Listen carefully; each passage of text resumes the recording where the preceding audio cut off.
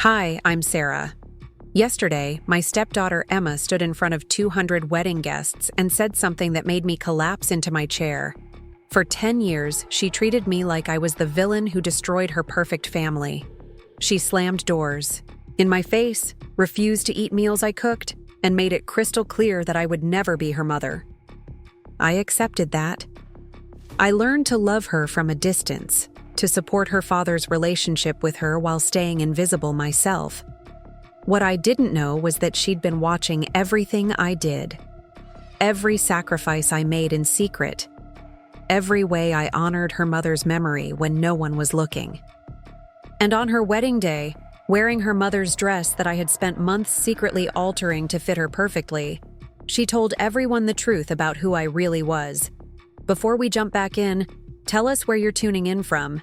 And if this story touches you, make sure you're subscribed, because tomorrow I've saved something extra special for you. The morning light filtered through the sheer curtains of our Craftsman home on Maple Street, casting familiar shadows across the hardwood floors I'd learned to navigate quietly for the past decade. I stood in the kitchen, my hands wrapped around a ceramic mug that had belonged to Lisa, Emma's mother, watching steam rise from coffee I'd brewed exactly the way David liked it. The house smelled like cinnamon and anticipation, but underneath that was something else. The weight of 10 years of careful distance, of love offered and consistently rejected, of a relationship that had calcified into polite coexistence. Today was Emma's wedding day, and I was terrified. Not because I didn't want her to be happy, but because I knew that after today, she would truly be gone from our lives. She'd move across the country with Marcus, her fiancé, and I would finally become what I'd always been in her eyes, a temporary disruption in the story of her real family. The irony wasn't lost on me that on what should have been one of the most joyful days of my life as her stepmother, I was mourning the end of a relationship that had never really begun. I'd met David Chen on a rainy Tuesday evening in October 2014 at a technology conference where I was presenting marketing strategies for startups. He was sitting in the third row, taking notes on an actual notepad while everyone else typed on laptops. And when I made a joke about digital native companies still needing analog thinking, he was the only one who laughed at exactly the right moment. After my presentation, he approached me with questions that were thoughtful and specific, not the usual networking small talk. We ended up talking for 2 hours over coffee that turned cold while we debated the intersection of technology and human psychology. I knew he was widowed. He told me that first night, not as a warning or an apology, but as a simple fact about his life. His wife Lisa had died in a car accident 3 years earlier, leaving him to raise their 12-year-old daughter Emma alone. He spoke about Lisa with a reverence that I found beautiful rather than threatening. I'd been married before, briefly, and disastrously, to someone who spoke about his ex-wife with bitterness and blame. David's love for Lisa felt clean and honest, the kind of grief that honors rather than diminishes. When we started dating, I understood the complexity of the situation intellectually. I was a marketing director at a sustainable fashion company, analytical by nature, good at understanding target audiences and managing expectations. I thought I could approach David's family the same way I approached a challenging campaign, with research, strategy, and patience. I read books about blended families and grief counseling. I consulted with friends who had successfully navigated step-parenting. I even attended a support group for people dating widowed parents. What I hadn't prepared for was Emma herself. She was 15 when David first brought me to their house for dinner, a sophomore in high school with her mother's dark hair and artistic temperament. The dining room still held traces of Lisa everywhere. Her paintings on the walls, her handwriting on the shopping list stuck to the refrigerator, her coffee mug sitting in the dish drainer as if she might return at any moment to claim it. Emma sat across from me at the table, polite but distant, answering my questions about school and art class with the minimum possible words. I complimented the painting hanging behind her chair, a watercolor landscape that captured the Oregon coast with remarkable skill for someone so young. Emma's face changed for just a moment, brightening with pride, before she remembered who she was talking to. "My mom taught me that technique," she said, her voice carrying a subtle emphasis that made it clear this was sacred territory I had no right to explore. David squeezed my hand under the table, a gesture meant to be reassuring, but I could feel the tension in his fingers. He was navigating between his daughter's loyalty to her mother and his desire to build something new with me. I smiled and asked Emma if she was planning to take art classes in college, keeping my voice carefully neutral. But she had already retreated behind the wall that would define our relationship for the next decade. Moving in with them 6 months later felt like becoming a foreign exchange student in my own life. Every room in the house told the story of the family David and Lisa had built together, and I was acutely aware that I was editing myself into a narrative that had been written long before I arrived. Lisa's presence wasn't just in the photographs that lined the hallway or the books that filled the shelves. It was in the way David automatically reached for her favorite tea in the grocery store, in the Christmas ornaments that came with detailed stories I hadn't been part of, in the elaborate garden that bloomed each spring according to designs she had sketched during the last winter of her life. Emma's bedroom was a shrine to their mother-daughter relationship, and I understood that it needed to remain untouched. The walls were covered with Lisa's paintings, sketches they had done together, and photographs from camping trips and art museum visits that documented a bond I would never be able to replicate or replace. Emma's dresser held Lisa's jewelry box, her perfume bottles, and a handwritten letter that Lisa had given her on her 13th birthday, just months before the accident. I learned these details not from Emma, who rarely spoke to me directly, but from David, who shared them carefully, as if he were translating between two languages I couldn't speak. The first year was the hardest. Emma tested every boundary, questioned every decision I made, and made it clear that she viewed my presence as a betrayal of her mother's memory. When I suggested repainting the guest bathroom, she accused me of trying to erase Lisa from the house. When I bought groceries and accidentally chose the wrong brand of pasta sauce, she informed me that her mother had always bought Prego, not Ragu, and the implication was that I would never understand the nuances that made their family work. I stopped making suggestions about the house. I learned to cook around Lisa's recipes, to navigate holidays according to traditions that had been established before I existed, to support Emma's art shows and soccer games from a careful distance that acknowledged my presence without claiming any credit for her achievements.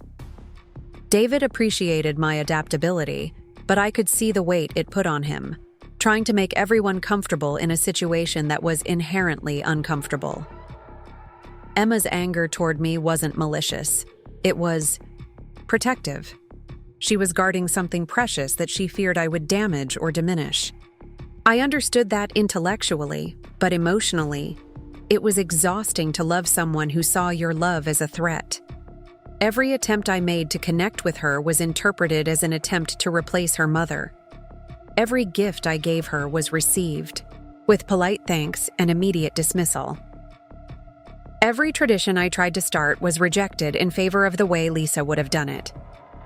The breaking point came during Emma's junior year of high school, when she was applying to art colleges and needed help with her portfolio. David was traveling for work, and Emma had procrastinated on the application deadlines in a way that was completely unlike her usually organized approach to school. She was stressed and overwhelmed, surrounded by half-finished paintings and application essays she couldn't seem to complete. And when I offered to help her scan her artwork and organize her materials, she exploded. "You don't understand anything about art," she screamed, her voice cracking with frustration and something deeper. "You don't understand anything about me or what my mom would want, or how I'm supposed to do this without her." She was crying. Then, angry tears that she wiped away immediately, as if she didn't want to give me the satisfaction of seeing her vulnerable. Preparing and narrating this story took us a lot of time, so if you are enjoying it, subscribe to our channel. It means a lot to us. Now back to the story. I stood in the doorway of her room, surrounded by Lisa's paintings and Emma's unfinished applications. and realized that I had been approaching this all wrong. Emma didn't need another mother. She needed someone who understood that Lisa would always be her mother, and that my role was something different entirely. I helped her scan her paintings that night, but I didn't offer advice about composition or technique. Instead, I listened as she told me about each piece, about what her mother had taught her, about the art schools Lisa had dreamed of Emma attending.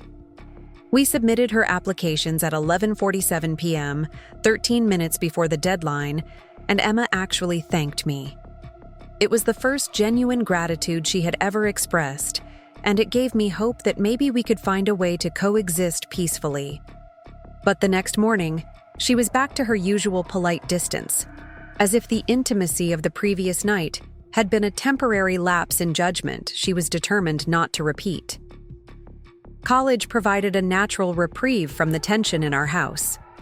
Emma left for the Pacific Northwest College of Art in Seattle, and suddenly David and I could exist in our own space without the constant undercurrent of diplomacy that had defined our home life.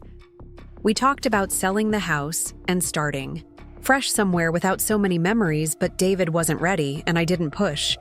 I had learned that in this family, change happened slowly, and only when everyone was prepared for it. Emma came home for holidays and summers, and our interactions settled into a routine of careful politeness. She would hug her father, nod at me, and retreat to her room or the art studio in the basement that had been Lisa's workspace. I respected that boundary completely, never entering the studio or asking about the paintings she created there. David would sometimes share updates about her progress in school, her artwork, her friends, but Emma and I rarely spoke directly unless logistics required it. I built my own life around the edges of theirs. I advanced in my career, becoming the creative director at my company. I developed friendships with neighbors and colleagues who didn't know about the complex dynamics of my home life. I found a therapist who helped me understand that loving someone doesn't guarantee that they will love you back, and that there are different kinds of family bonds that don't follow traditional patterns. I learned to be content with being David's wife and Emma's supporter from a distance, even if I wasn't the stepmother I had once hoped to become. The news of Emma's engagement came through David, of course. She had called him from Seattle to share that Marcus, her boyfriend of 2 years, had proposed during a weekend trip to the San Juan Islands. David was overjoyed, immediately making plans to visit them and meet Marcus's family. I was happy for Emma, genuinely happy, but also aware that her wedding would mark another milestone in our relationship, another reminder of the family bonds I was adjacent to but not truly part of. When Emma announced that she wanted to have the wedding in Portland, at the Pittock Mansion Gardens where Lisa had always dreamed of hosting a family celebration, I knew this would be the ultimate test of our carefully maintained peace. The planning process would require coordination and cooperation, and Emma would be dealing with all the complex emotions of getting married without her mother present. I prepared myself for a year of heightened tension and extra diplomacy. What I didn't expect was for Emma to ask me to help her plan the wedding. The request came through David initially, a casual mention that Emma was feeling overwhelmed by the logistics and wondered if I might have some ideas about vendors or coordination. Given my background in project management, I was careful not to read too much into it, treating it as a practical request rather than an emotional overture. But I was grateful for any opportunity to support her during such an important time in her life. The wedding planning revealed a side of Emma I had never seen before. She was decisive and organized, but also sentimental in ways that surprised me.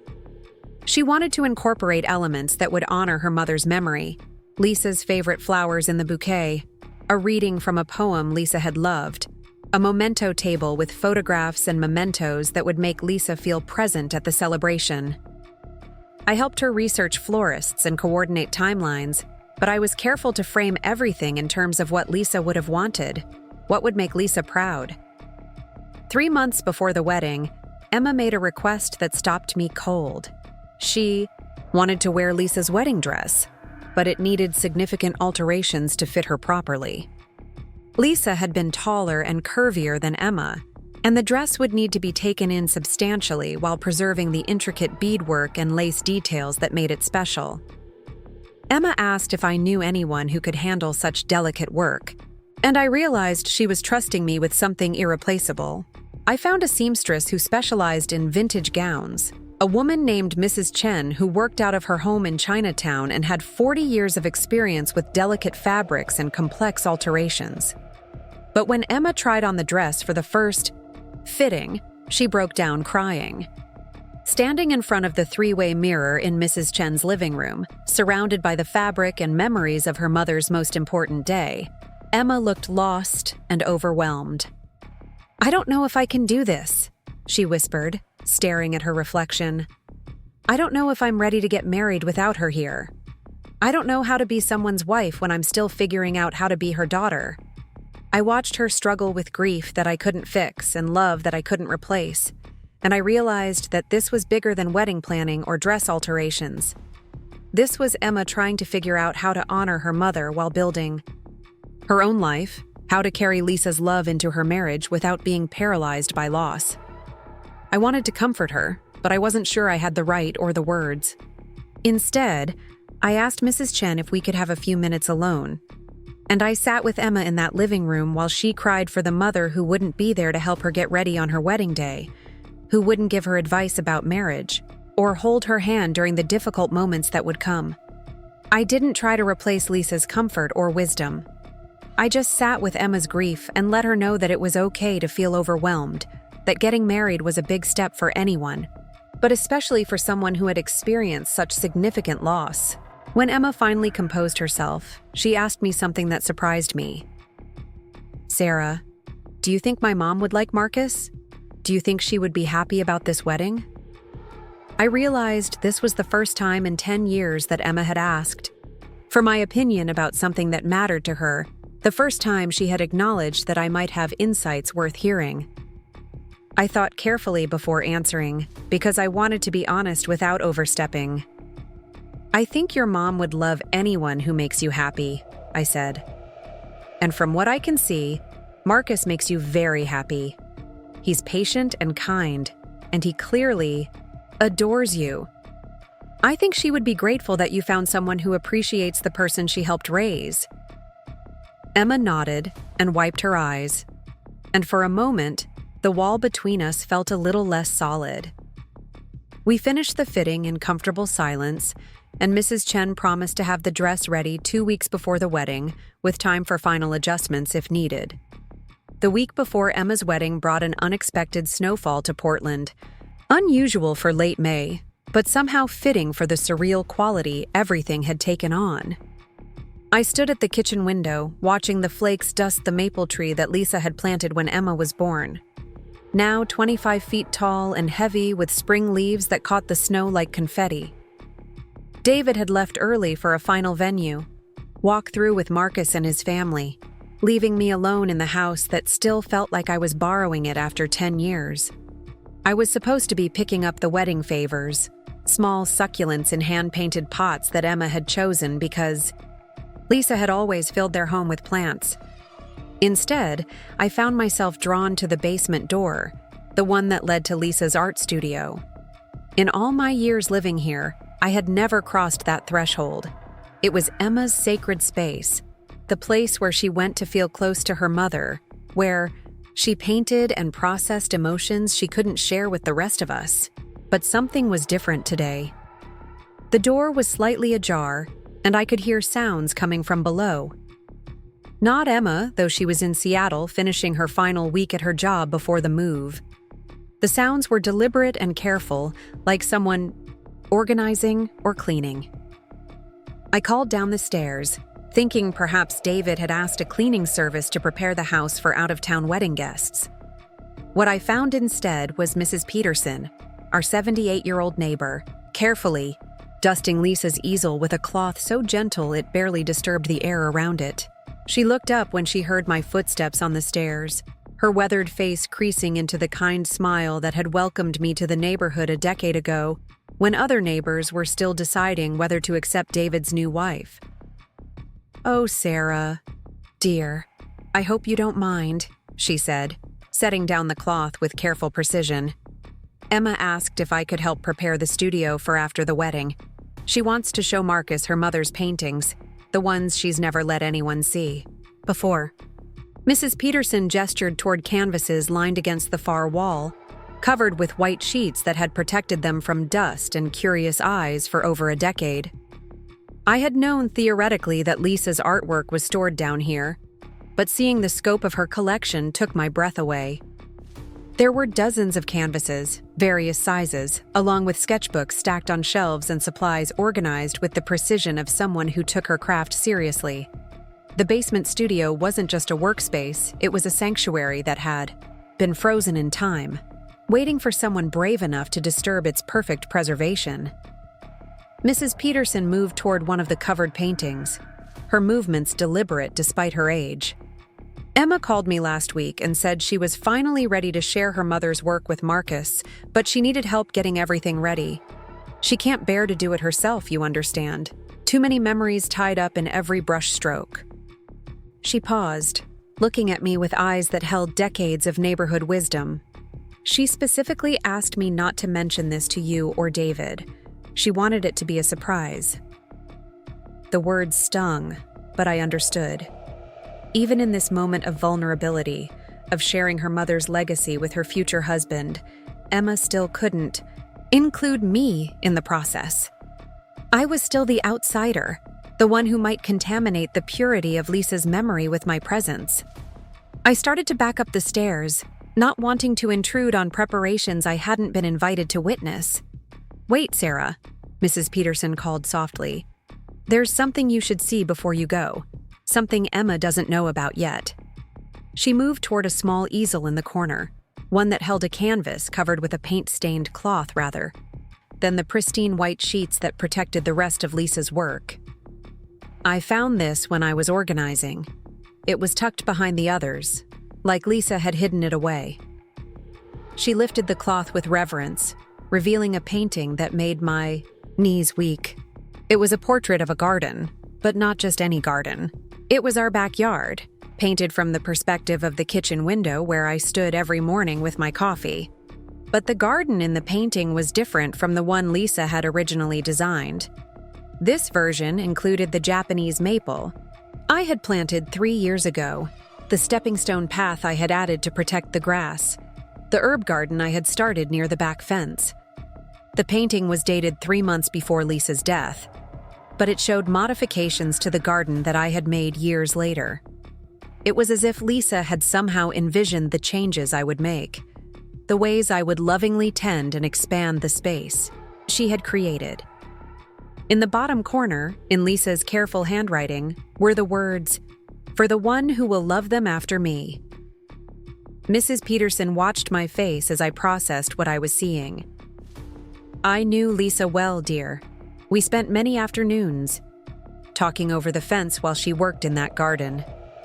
She was sick with worry about what would happen to Emma and David after she was gone. She used to say she was painting instructions for the future, ways to help whoever came next understand how to care for the family she was leaving behind." I stared at the painting, trying to understand how Lisa could have painted changes I hadn't made until years after her death. The Japanese maple, the stepping stones, the herb garden, they were all there, rendered in her careful brush strokes as if she had watched me make each addition. It was impossible, but it was also undeniably real, hanging in front of me like a message from beyond the grave. "There are more," Mrs. Peterson said gently, moving toward another covered easel. She painted a whole series. She called them her love letters to the future. I think she knew somehow that someone would come along who would need guidance about how to love her family. She uncovered another canvas, this one showing the interior of the house but with subtle changes. The living room walls were painted the warm gray color I had chosen 2 years ago. The kitchen had the new backsplash David and I had installed last summer. Each painting was like looking at a prophecy fulfilled, a roadmap I had followed without knowing it existed. Lisa had somehow anticipated not just the physical changes I would make to her home, but the care and attention I would bring to preserving what she had built while slowly making it ours as well. It was as if she had been watching over my shoulder for 10 years, guiding my choices, approving my additions. Mrs. Peterson uncovered painting after painting, each one showing me a version of the life I had built with David and Emma, but painted years before I had lived it. There was the reading nook I had created in Emma's old playroom, complete with the vintage armchair I had found at an estate sale, and the built-in bookshelves David had constructed to my specifications. There was the guest room I had decorated for visiting relatives, painted in the exact shade of blue Lisa had somehow known I would choose. The final painting in the series was the most devastating. It showed the three of us, David, Emma, and me, sitting around the dining room table. But we were older than we had been when Lisa died.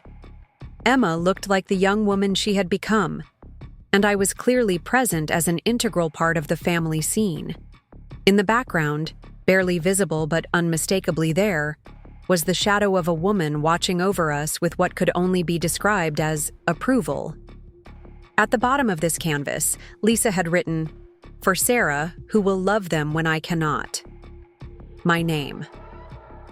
She had somehow known my name before I had ever met David, before I had ever set foot in their home, before I had ever existed in their lives. It was impossible, but it was also irrefutable, written in her handwriting and preserved in paint that had been dry for over a decade. I sank into the old armchair that sat beside Lisa's easel, the one where she had probably sat while painting. These prophetic visions of our future. My hands were shaking as I tried to process what I was seeing, what it meant, how it was even possible. Mrs. Peterson sat on a small stool beside me, her presence comforting and grounding in a moment that felt like it was defying the laws of reality. "I don't understand how she could have known," I whispered, staring at the painting that bore my name. "We didn't meet until years later. She couldn't have known I would exist, let alone how I would fit into their lives." Mrs. Peterson took my hand in her weathered ones, her grip surprisingly strong. Lisa was special that way. She always seemed to know things before they happened. She told me once that love doesn't end with death, it just changes form. She said she was painting instructions for love, ways to help the people who would come after her understand how to care for what she was leaving behind. She stood and moved to a small desk in the corner, opening a drawer and pulling out an envelope that had yellowed with age. "She left this for you, though she never knew your name when she wrote it. She just called you the woman who will be brave enough to love my family. She asked me to give it to you when the time was right." I took the envelope with trembling fingers, noting that it was sealed and addressed simply to my replacement in Lisa's careful handwriting. Inside was a letter written on Lisa's personal stationery, dated 6 months before her death.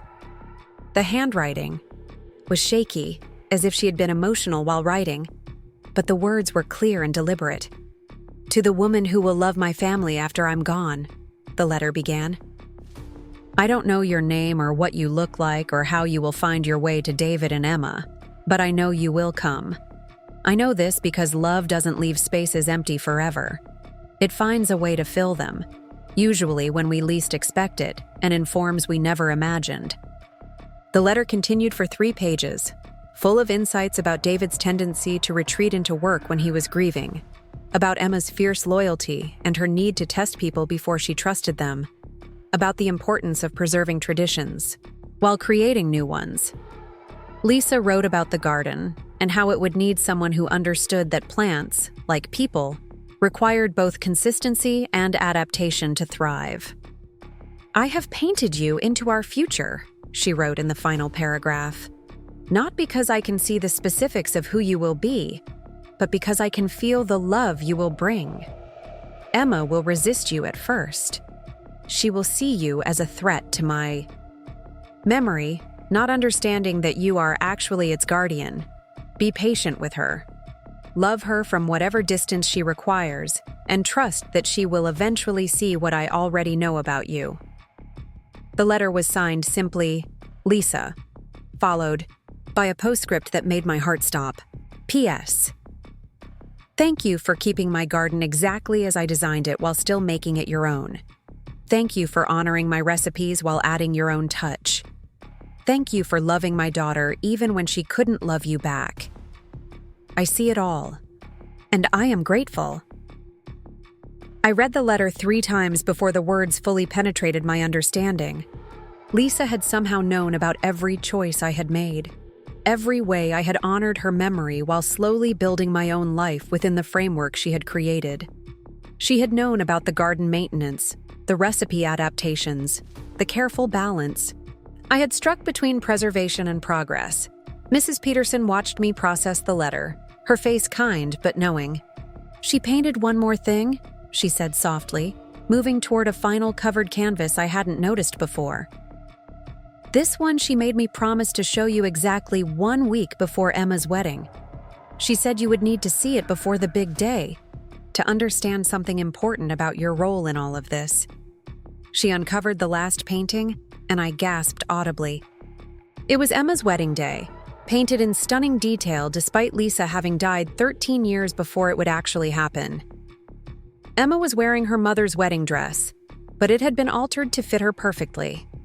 She was standing in the garden of Pittock Mansion, surrounded by family and friends. But the focus of the painting wasn't Emma or Marcus. The focus was me, standing slightly apart from the main celebration, tears streaming down my face as I watched Emma speak to the assembled guests.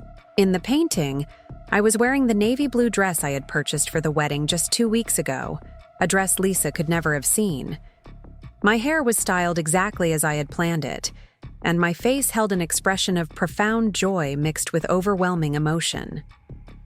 But the most shocking detail was what Emma was holding in the painting. It wasn't a bouquet or Marcus's hand. She was holding the letter I had just read, Lisa's letter to me, and she was reading from it to the wedding guests.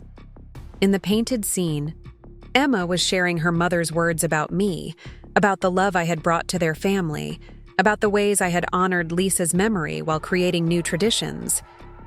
At the bottom of this final canvas, Lisa had written one last message. "For Emma, so she will understand that love multiplies, it never divides. For Sarah, so she will know that she was always meant to be here. For David, so he will see that his heart was big enough for both of us." I sat in that basement studio, surrounded by a decade's worth of prophetic paintings and holding a letter from a woman who had somehow known my future before I had lived it, and finally understood what Emma meant when she said her mother was still guiding her. Lisa hadn't just left behind memories and traditions. She had left behind a roadmap for love, a way for her family to heal and grow while keeping her spirit alive within their new configuration. Mrs. Peterson helped me cover the paintings again, but she left Lisa's letter in my hands. "Emma doesn't know about any of this yet," she said as we climbed the stairs back to the main house. "Lisa made me promise to show you first, to give you time to decide how much you wanted to share.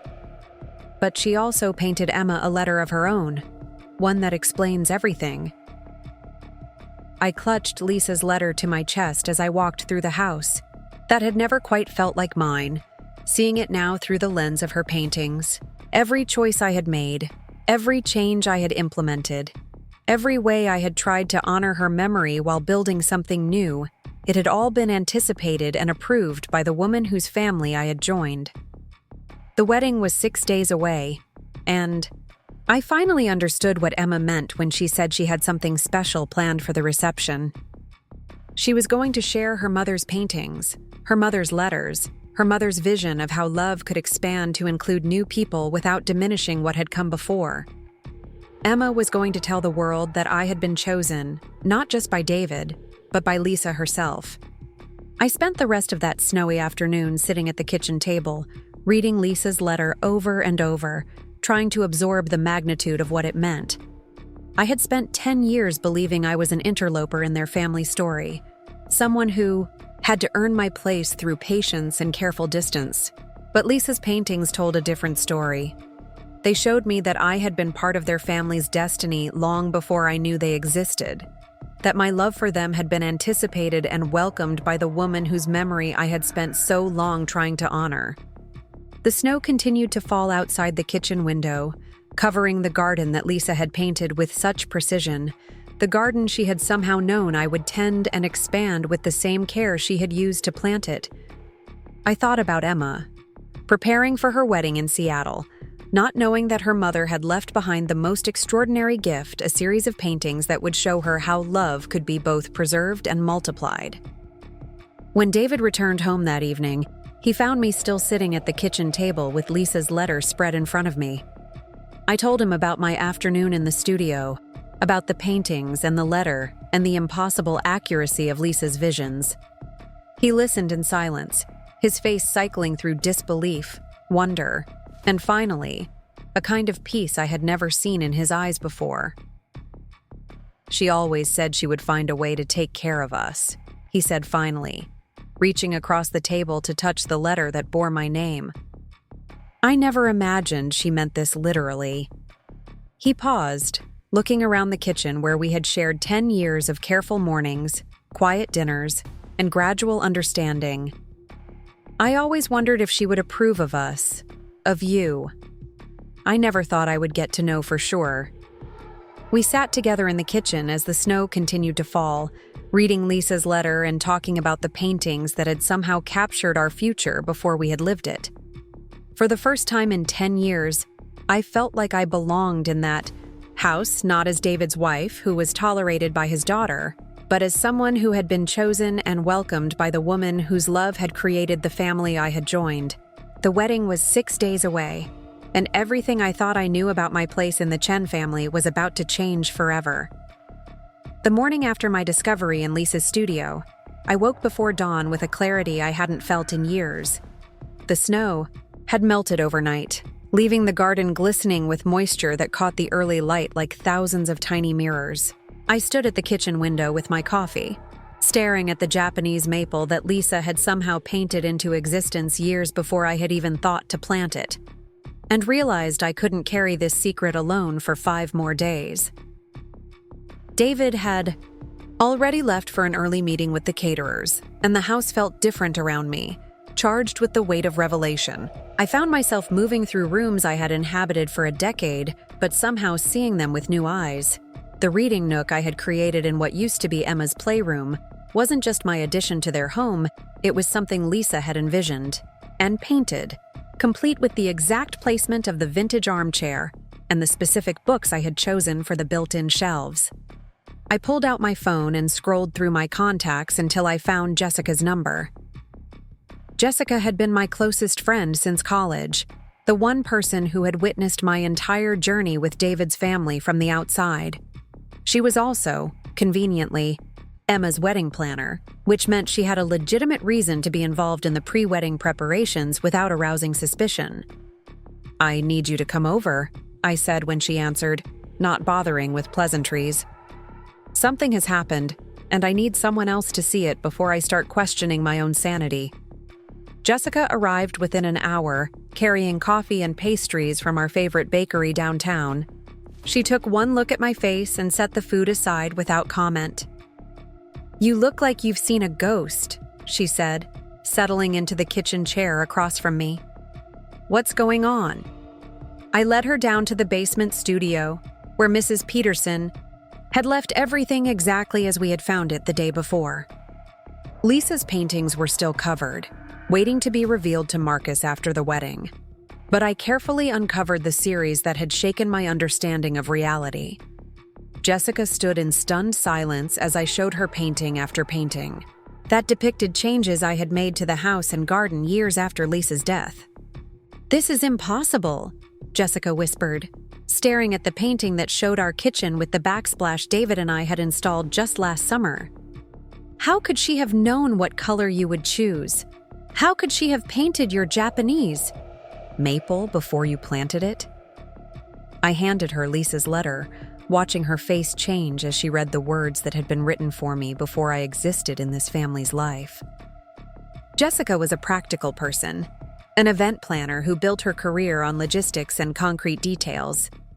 She didn't believe in supernatural explanations for anything, which made her reaction all the more validating. "Sarah, this is either an Elaborate hoax or something that defies everything I understand about how the world works, she said, setting the letter down with careful precision. But I know you, and I know you wouldn't fabricate something like this. These paintings are real. This letter is real. The dates on everything check out. She paused, staring at the painting that showed me at Emma's wedding. What are you going to do with this information? That was the question I had been wrestling with since yesterday afternoon. Part of me wanted to share everything with David immediately, to finally have proof that Lisa had not only approved of our relationship, but had somehow orchestrated it from beyond the grave. But another part of me recognized that this revelation belonged to Emma first. She was the one getting married, the one who had spent 10 years believing I was an unwelcome addition to her family's story. I think Emma needs to see this before the wedding, I said finally, but I don't know how to approach her about it. We're not exactly close enough for me to call her up and say, "Hey, your dead mother painted our entire future." Jessica nodded thoughtfully, her event planner brain already working through the logistics. She's flying in tonight for the rehearsal dinner tomorrow. What if we arranged for her to come here early, maybe to pick up something for the wedding? I could tell her I left some important papers or decorations here that she needs to review. We spent the rest of the morning developing a plan that would get Emma to the house without arousing suspicion. Jessica would text Emma about needing to retrieve some vendor contracts that required her signature, documents that couldn't wait until the rehearsal dinner. Emma would come to the house, and I would find a way to bring her down to the studio naturally, without making it seem like I had orchestrated the entire encounter. By afternoon, everything was in place. Jessica had texted Emma, who had agreed to stop by the house around 4 o'clock before heading to her hotel. David was at his office, handling last-minute work issues so he could take the rest of the week off for wedding festivities. I was alone in the house with Lisa's paintings and the weight of a secret that was about to change everything. At exactly 4:15, I heard Emma's key in the front door. She had kept her key to the house all these years, though she rarely used it, preferring to knock and wait for one of us to let her in. Today, however, she was in a hurry, calling out as she entered. "Sarah, Jessica said she left some papers here that I need to sign." I met her in the living room, struck by how beautiful she looked despite the stress of last-minute wedding preparations. She was wearing a simple green dress that brought out her eyes, and her dark hair was pulled back in a way that highlighted the delicate bone structure she had inherited from her mother. For a moment, I could see Lisa so clearly in Emma's face that it took my breath away. "The papers are downstairs," I said, hoping my voice sounded casual. "Jessica left them in the studio. She thought it would be quieter down there for you to review everything without distractions." Emma paused, her hand still on the front door, as if she was considering leaving without retrieving whatever Jessica needed. The studio was sacred territory for her, a place she rarely brought anyone else, and I could see her weighing the inconvenience of making another trip against her reluctance to share that space with me. "I'll just run down and grab them," she said finally. "I don't want to keep you from whatever you were doing." "Actually," I said, making a split-second decision that would change everything, "I think you should see what else is down there. Mrs. Peterson was here yesterday helping prepare the studio for Marcus. She found some things your mother left behind that I think you should know about before the wedding." Emma's expression shifted, curiosity overriding her usual guardedness. She had always wondered if there were parts of her mother's work she hadn't discovered yet. Paintings or sketches that might reveal new insights into the woman who had shaped her artistic sensibilities. She followed me down the basement stairs, her footsteps careful on the wooden steps that creaked in the same places they had for decades. The studio looked different in the afternoon light that filtered through the high basement windows. Lisa's easel stood ready for an artist who would never return, surrounded by supplies that had been waiting patiently for 10 years. Emma moved toward the covered paintings with reverence, but I stopped her before she could begin uncovering her mother's familiar work. "These aren't the paintings you know about." I said, gesturing toward the series that Mrs. Peterson had revealed to me yesterday. Your mother painted these in the months before she died, but they show things that happened years later. They show changes I made to the house and garden, decisions David and I made together, moments from our life that she couldn't have witnessed. Emma turned to stare at me, her face cycling through confusion, skepticism, and something that might have been hope. What are you talking about? How could she have painted things that happened after she died? I uncovered the first painting, the one that showed our backyard garden with all the modifications I had made over the years. Emma stepped closer, her breath catching as she recognized the space she had played in as a child, but transformed, in ways that reflected my touch alongside her mother's original design. The Japanese maple, the stepping stones, the herb garden, they were all there, painted with the kind of detail that could only come from direct observation. "This is impossible," Emma whispered, reaching out to touch the painted surface before stopping herself. "She died in 2014. You didn't plant that maple until 2017. I remember because I was home from college when you and Dad put it in." I uncovered painting after painting, watching Emma's face as she processed each impossible image. The kitchen backsplash, the reading nook, the guest room decoration, every change I had made to her childhood home was there, captured in her mother's brushstrokes with accuracy that defied explanation. Emma's hands shook as she stared at visual, proof that her mother had somehow known about my future presence in their lives.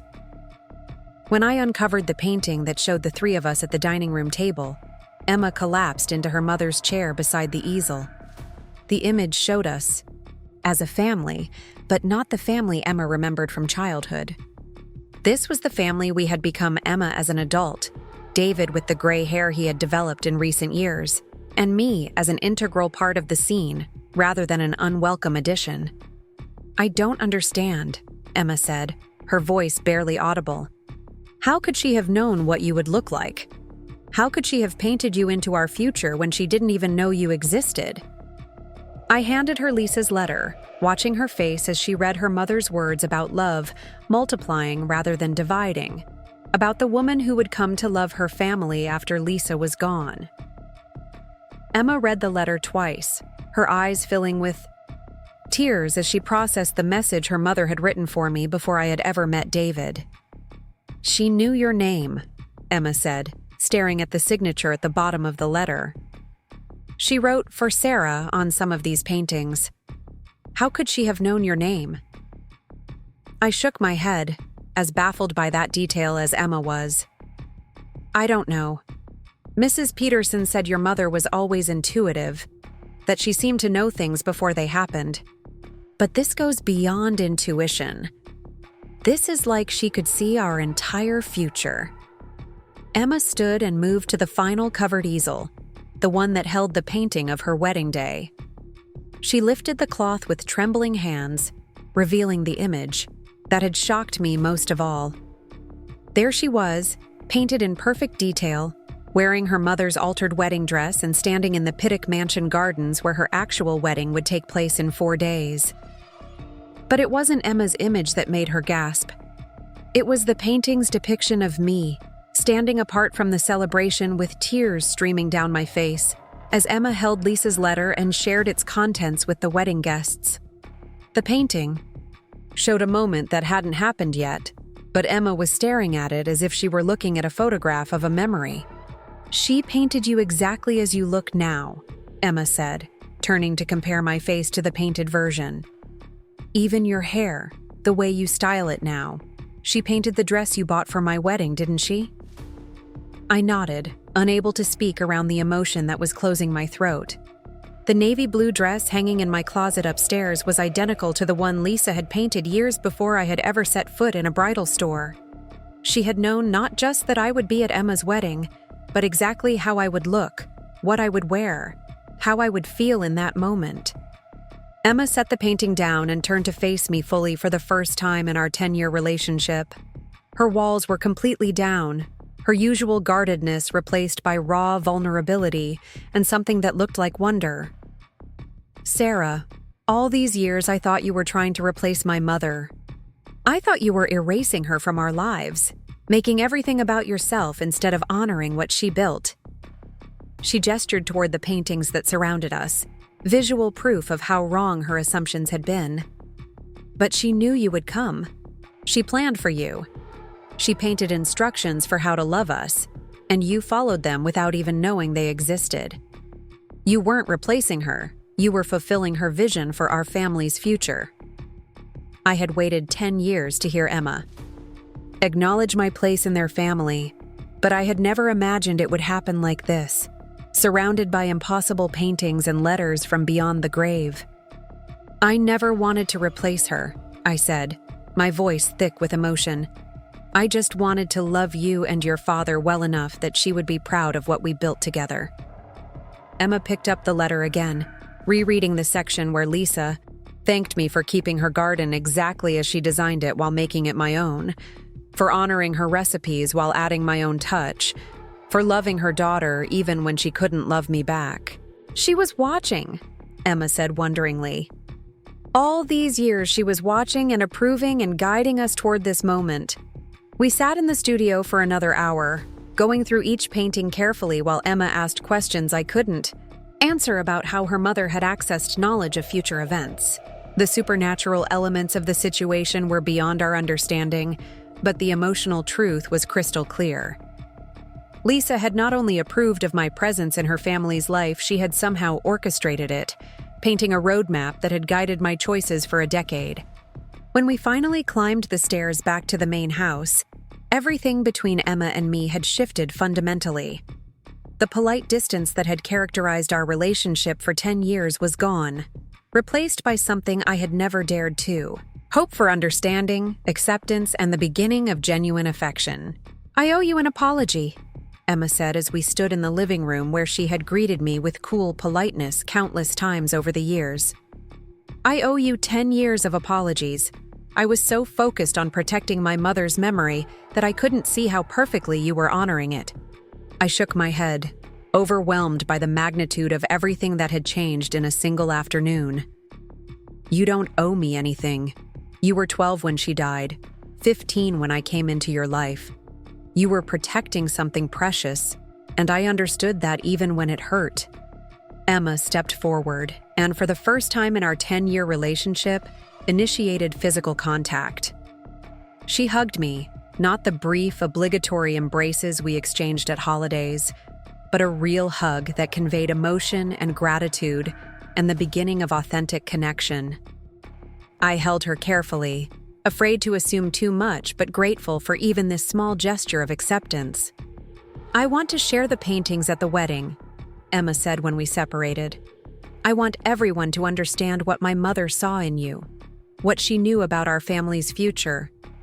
I want them to hear her letter, to know that you weren't an intruder in our story, you were part of it from the beginning. The idea terrified and thrilled me in equal measure. For 10 years, I had maintained careful boundaries at family gatherings, never claiming credit for contributions or calling attention to my role in their lives. The thought of Emma publicly acknowledging not just my presence, but my importance, felt almost too good to be true. Are you sure? I asked. That's a big revelation to share at your wedding. People might not understand, and it puts a lot of focus on something other than you and Marcus. Emma smiled, and for the first time, her smile toward me was completely genuine. Marcus already knows about the paintings. I called him from the studio while you were upstairs getting us water. He thinks it's the most beautiful thing he's ever heard, proof that love really does transcend death. He wants to include Mom's letter in our ceremony, to acknowledge that our marriage is blessed not just by the living, but by those who came before us. I felt tears starting again, overwhelmed by the generosity of Emma's gesture and the magnitude of how much had changed in a single afternoon. What about your father? Should we tell him before the wedding? We'll tell him tonight, Emma said, together, as a family. She paused, seeming to realize the significance of what she had just said. As the family Mom always knew we would become. That evening, when David returned from his office, He found Emma and me sitting at the kitchen table with photo albums spread between us. For the first time in 10 years, Emma was sharing stories about her mother not as a way to exclude me, but as a way to help me understand the woman whose vision had guided my path to their family. We told David about the paintings and the letter together, watching his face cycle through disbelief, wonder, and finally, a peace that seemed to settle deep in his bones. He had carried guilt for years about moving forward with his life, wondering if Lisa would approve of his choices. Now he had proof not just of her approval, but of her active participation in designing the future she wouldn't live to see. "She always said she would find a way to take care of us," David said, echoing what he had told me the night before. I thought she meant through the memories and traditions she left behind. I never imagined she meant this literally. Emma reached across the table and took both of our hands, something she had never done before. "She didn't just take care of us," she said. "She brought us together. She painted Sarah into our future because she knew we would need her. She knew I would need her, even when I couldn't see it myself." 3 days before her wedding, Emma finally called me what I had never dared to hope I could be to her. Not her mother. Never that, but something equally precious. "Thank you, Sarah," she said, "for everything you've done for our family, for being exactly who Mom knew you would be." As we sat around the kitchen table that night, planning how to incorporate Lisa's paintings into the wedding ceremony, I realized that the impossible had become reality. I wasn't just David's wife anymore, tolerated by his daughter. I was part of something larger, a family that had been designed by love and guided by faith in the future. Lisa's paintings had given Emma permission to love me without betraying her mother's memory, and they had given me proof that I had been chosen for this life long before I knew it existed. The wedding was 3 days away, and everything I thought I knew about my place in the world was about to be celebrated in front of everyone we loved.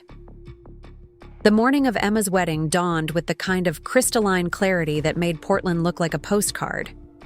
I stood at the bedroom window, watching the sunrise paint the Cascade Mountains in shades of gold and rose, feeling a peace I hadn't experienced in a decade. Today wasn't just Emma's wedding day. It was the day our family would finally become what Lisa had always envisioned it could be. David was already downstairs making coffee, humming something under his breath that sounded suspiciously like the wedding march. The past 3 days had transformed him in ways I hadn't expected. Since learning about Lisa's paintings and letter, he had moved through the world with a lightness that made him seem 10 years younger. The guilt he had carried about moving forward with his life was gone, replaced by wonder at the intricate way love had woven our lives together. Emma had stayed at the hotel with her bridesmaids last night, but she had called at 11 p.m. to tell us she loved us both. It was the first time she had ever said those words to me, and I had carried them with me into sleep like a talisman against all the years when I thought I would never hear them. My phone buzzed with a text from Jessica. "Venue setup complete. Emma's getting her hair done. Photographer wants family photos at 2 p.m. Are you ready for this?" Was I ready? I had spent 10 years preparing for moments like this, learning to love from a distance, to support without claiming credit, to honor Lisa's memory while building something new. But I had never prepared for the possibility that those years of careful loving would be publicly acknowledged and celebrated. I dressed slowly in the navy blue dress that Lisa had somehow painted years before I bought it, adding the pearl necklace that had been my grandmother's. In the mirror, I looked exactly like the woman in Lisa's painting, down to the way my hair fell and the nervous excitement in my eyes. Even knowing it was coming, the accuracy of Lisa's vision still took my breath away. By noon, the house was filled with the controlled chaos of wedding day preparations. Emma's bridesmaids had come to collect some last-minute items, and suddenly our quiet home was full of laughter and champagne and the kind of feminine energy that had been missing since Lisa's death. I moved through it all feeling like I was watching someone else's life, still not quite believing that I had gone from outsider to family member in the space of 3 days. Marcus arrived at 1 o'clock, looking nervous and handsome in his charcoal gray suit. He found me in the kitchen arranging the boutonnieres that Emma had specifically asked me to handle, saying she trusted my eye for detail. When he saw me, his face broke into the kind of smile that made it clear why Emma had fallen in love with him. "Sarah, I wanted to thank you," he said, accepting the boutonniere I handed him. "Emma told me everything about the paintings and what you've done for her family all these years. She said she's been blind to it, but now she sees everything clearly." I pinned the small white rose to his lapel, touched by his gratitude, but still overwhelmed by how much had changed. "I just love them," I said simply. "That's all I've ever done." "That's exactly what makes it extraordinary," Marcus replied. "Emma said her mother knew you would love them before you even knew they existed. She said Lisa painted a love story that took 10 years to understand." David appeared in the kitchen doorway, checking his watch. "Time for photos," he announced, but his eyes held a warmth that told me he had overheard Marcus's words. "Our girls are waiting." Our girls. He had never referred to Emma as mine before, never acknowledged that 10 years of loving her had earned me any claim to that relationship. The casual way he said it, as if it had always been true, made my throat tight with emotion. The drive to Pittock Mansion felt surreal, like traveling toward a destination I had seen in dreams. The gardens were exactly as Lisa had painted them, bursting with late spring blooms and dappled with the kind of golden light that photographers pray for. The wedding planner had outdone herself, creating a ceremony space that felt both elegant and intimate, surrounded by the Portland skyline and the mountains beyond. Emma was waiting in the mansion's bridal suite, surrounded by her bridesmaids but somehow managing to look serene despite the chaos of final preparations. When she saw me, her face lit up with genuine joy, and she crossed the room to hug me before I could even admire her appearance. "You look beautiful," I said, and meant it. Lisa's wedding dress had been transformed into something that was both vintage and contemporary, honoring the original design while fitting Emma's style perfectly. The alterations I had overseen had preserved every detail that made the dress special while making it uniquely hers. "I have something for you," Emma said, reaching for a small wrapped box on the vanity. "I was going to wait until after the ceremony, but I want you to have it now." Inside the box was a locket I had never seen before, silver and delicate, with an intricate engraving that looked like Lisa's artistic style.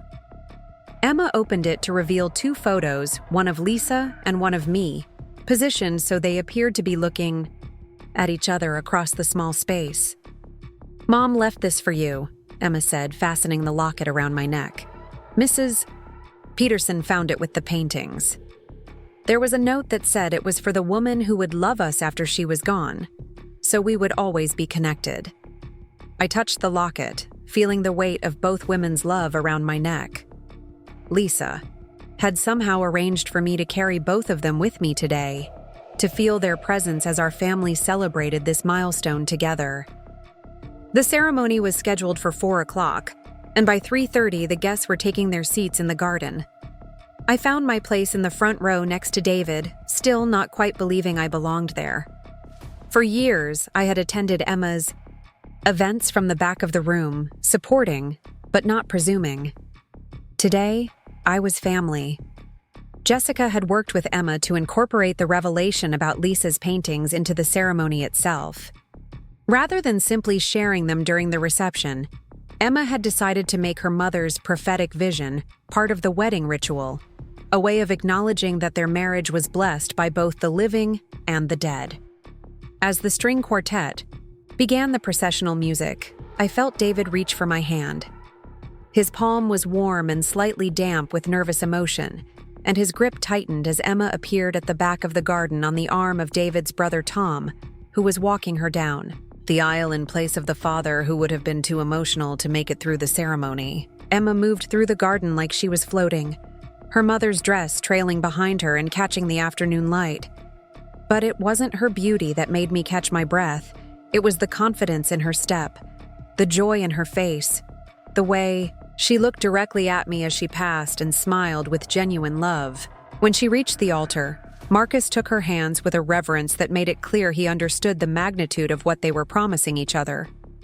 The officiant, a college friend of Emma's who had known the family for years, began with words about love that transcends time and space.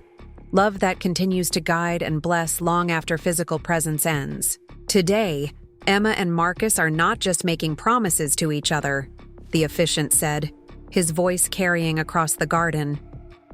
They are honoring the love that brought them together, including love that came from unexpected places and took unexpected forms. Emma stepped forward, pulling a folded paper from her bouquet.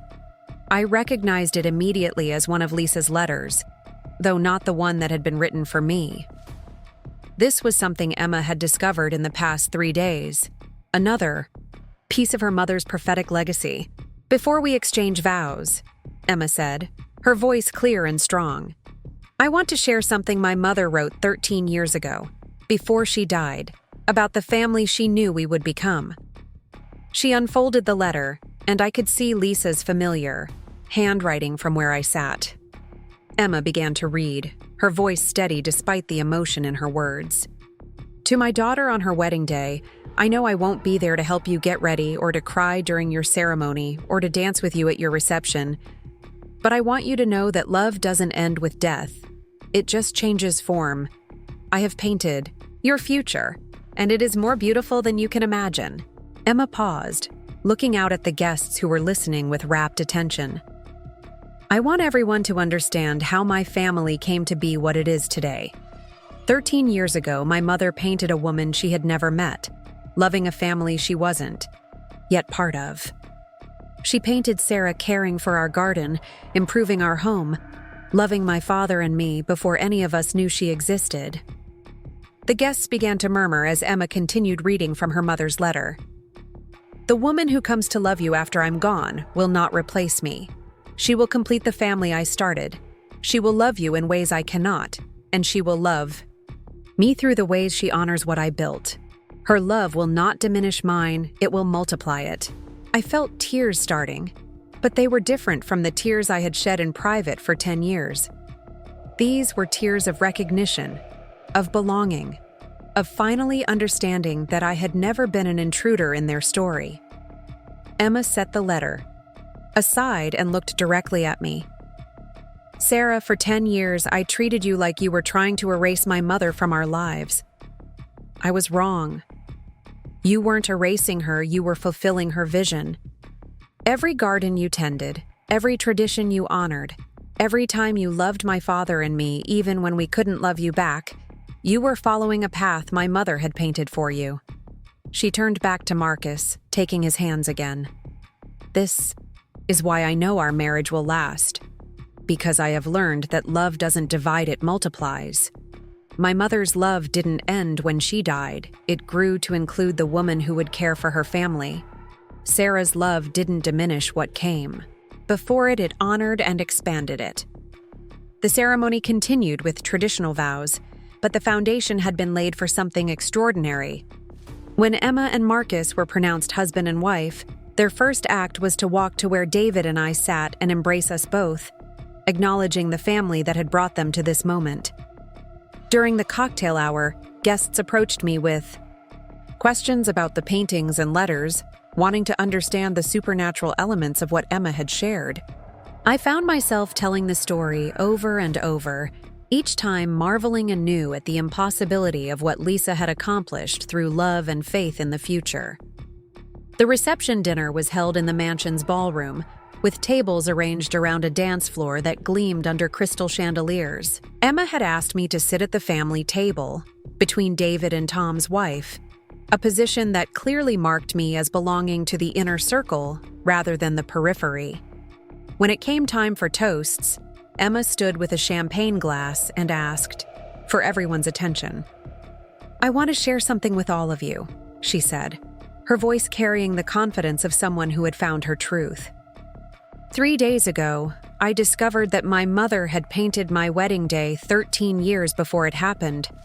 She painted this room, this moment, all of us gathered here together. She gestured toward a display easel that had been set up near the Yada head table, where one of Lisa's paintings was now visible to all the guests. It showed the ballroom exactly as it looked tonight, down to the floral arrangements and the placement of the tables. But the focus of the painting was clearly the family table, where a woman who looked exactly like me sat between David and Emma, tears of joy streaming down her face. My mother painted Sarah into our future because she knew we would need her, Emma continued. She knew that love doesn't end with death, and she knew that the family she was leaving behind would grow to include new love that honored rather than replaced what came before. Emma raised her glass, and the entire room followed suit. To Sarah, who spent 10 years loving us even when we couldn't see it. To my mother, who painted a roadmap for love that guided us to this moment. And to all of you, for witnessing what happens when love multiplies instead of divides. The toast was followed by thunderous applause, and I found myself surrounded by people who wanted to congratulate me, to thank me for caring for David and Emma, to marvel at the story of Lisa's prophetic paintings. For the first time in 10 years, I was being celebrated rather than tolerated, acknowledged rather than overlooked. When the dancing began, David led me onto the floor for a slow song that filled the ballroom with warm light and softer energy. "I love you," he whispered in my ear as we swayed together. "I have loved you for 10 years, but tonight I love you even more because Emma finally sees what I've always known about you." "What's that?" I asked, though I thought I knew the answer. "That you were meant to be ours," he said simply. "That Lisa chose you for us before we even knew we needed choosing." Later in the evening, as the party was winding down and guests were beginning to say their goodbyes, Emma found me on the mansion's terrace overlooking the city lights. She had changed out of her wedding dress into a simpler gown for dancing, but she still wore the locket I had given her years ago, the one with Lisa's picture inside. "I have one more thing to tell you," she said, settling onto the stone bench beside me. Something I never shared before because I was too proud and too angry to admit it. I waited, not wanting to pressure her, but curious about what else she might reveal after a day full of surprises. "The night before I left for college," Emma continued, "I couldn't sleep because I was terrified of leaving Dad alone. I was worried about what would happen to him without me there to make sure he was okay. I came downstairs around midnight and found you in the kitchen, making him lunch for the next day and writing little notes to put in his bag so he wouldn't feel forgotten while I was gone." She paused, staring out at the city lights that twinkled below us like earthbound stars. "You didn't know I was watching. You made his lunch every day that first semester, with notes that said things like, 'Emma called today and sounds happy,' or 'Remember to eat the apple,' or 'Your girls love you.' You never signed them, never took credit, just made sure he felt cared for." I remembered those lunches, the small ritual I had developed to help David through the transition of Emma, leaving for college. I had never thought of them as significant, just a small way to show love during a difficult time. "That's when I knew," Emma said, turning to look at me directly. "That's when I knew you really loved us, not just Dad, but me too. You were taking care of him because you knew it would hurt me if he was lonely. You were loving me through loving him, even though I had never given you any reason to care about my feelings." She reached over and took my hand, her grip warm and sure. "I've been thinking about Mom's paintings, about how she knew you would come and how she painted instructions for loving us. I think she knew because she understood what real love looks like. It's not dramatic or demanding. It's lunch notes and garden maintenance and showing up even when you're not wanted." "You were always wanted," I said quietly. "Maybe not in the way I hoped, but you were always loved." "I know that now," Emma replied. "And I want you to know that tomorrow, when Marcus and I leave for our honeymoon, we're not just grateful for your help with the wedding. We're grateful for 10 years of help with everything. We're grateful that Mom somehow knew to send us exactly the person we needed." We sat together on the terrace as the last of the reception wound down around us, watching David and Marcus share a cigar and laugh about something that made them both look boyishly happy. The evening air was warm and soft, carrying the scent of roses from the garden where Emma had been married just hours before. "What happens now?" I asked, not because I was worried, but because I was curious about how our relationship would evolve, now that the barriers between us had finally come down. "Now we're family," Emma said simply. "Really, truly family. The way Mom always knew we would be. Marcus and I will visit for holidays and vacations. You and Dad will come see us wherever we end up living. We'll call each other when we need advice or just want to talk. We'll be what we always could have been if I hadn't been so afraid of betraying Mom's memory." She stood up and smoothed her skirt, preparing to rejoin the final moments of her wedding reception. "And someday, when Marcus and I have children, they'll grow up knowing they have 3 grandmothers, one who lives in their hearts through stories and paintings, one who lives across the country and spoils them rotten when they visit, and one who will teach them about gardens and lunch notes and all the small ways that love multiplies when you're brave enough to let it." 3 grandmothers. The phrase echoed in my mind as Emma disappeared back into the ballroom, leaving me alone with the city lights and the weight of everything that had changed. I was going to be a grandmother someday. Not just David's wife, but a true member of the family that Lisa had envisioned and painted into existence. When we finally arrived home that night, exhausted but exhilarated, David and I sat in our living room surrounded by wedding gifts and leftover flowers, processing everything that had happened.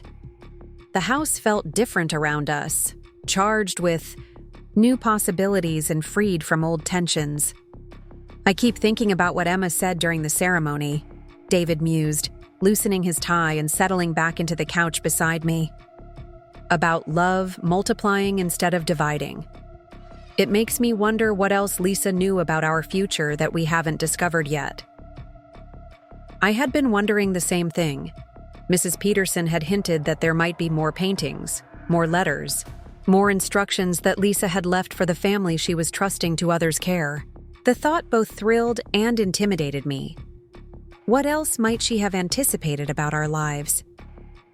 "I think," I said slowly, "that we'll find out as we need to. Lisa seems to have had perfect timing for everything else.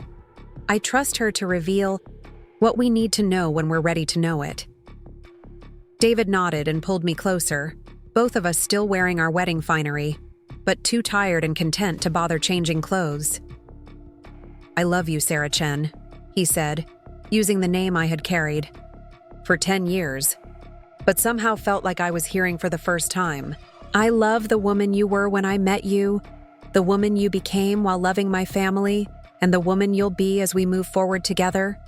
"I love you too," I replied, settling into his arms and feeling the profound peace that comes from finally knowing where you belong. All of us. This whole beautiful, complicated, impossible family that Lisa painted into existence. As we sat together in our living room, surrounded by evidence of Emma's wedding day and the beginning of her new life, I thought about the journey that had brought us to this moment.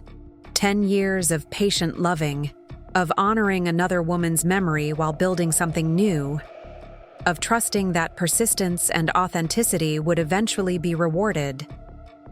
Emma was right that love multiplies when you're brave enough to let it. Lisa's love hadn't ended with her death. It had expanded to include me, to guide my choices, to orchestrate the healing of her family. My love for David had grown to encompass Emma, even when she couldn't return it.